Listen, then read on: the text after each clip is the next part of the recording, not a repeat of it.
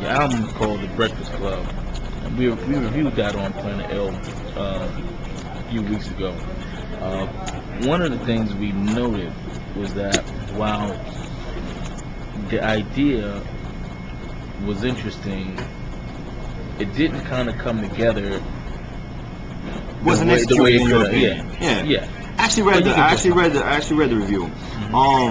Shout out to Shelby. Everybody just has their own opinion. Mm-hmm.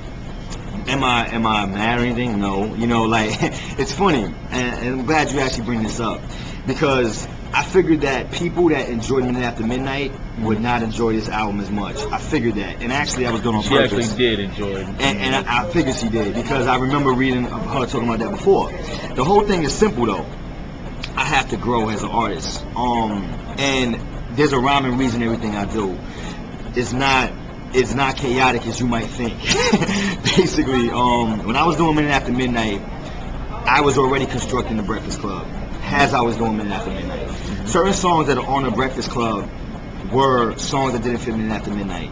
And granted, at first glance, it might seem a little chaotic, that album. But the biggest complaint I had with Minute After Midnight was that it was too cohesive. That's the difference between Ready to Die and Life After Death. You see what I'm saying? Like, it's very, very funny. Like, you know, and I look at it like, you know what?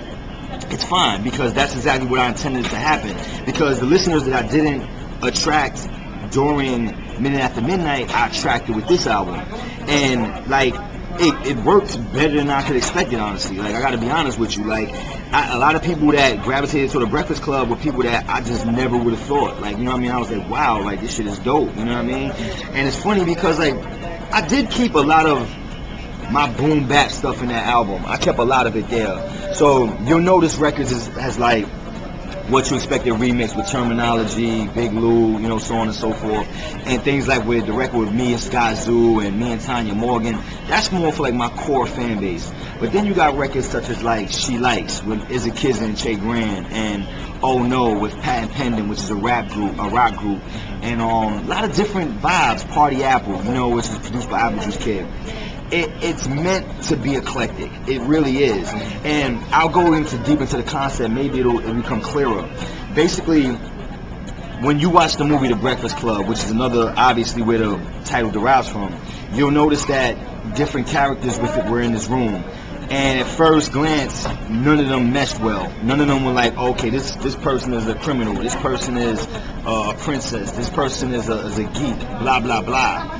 And at the end, they realized that they could become cohesive to some extension. They could relate to each other in some shape, form, or fashion. That's exactly what this album was supposed to entail.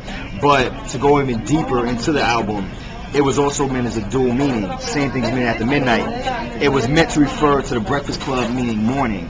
Minute After Midnight, Breakfast Club. Midnight breakfast. It's meant to go from day to night. You know what I'm saying? Shit like that, or night to day.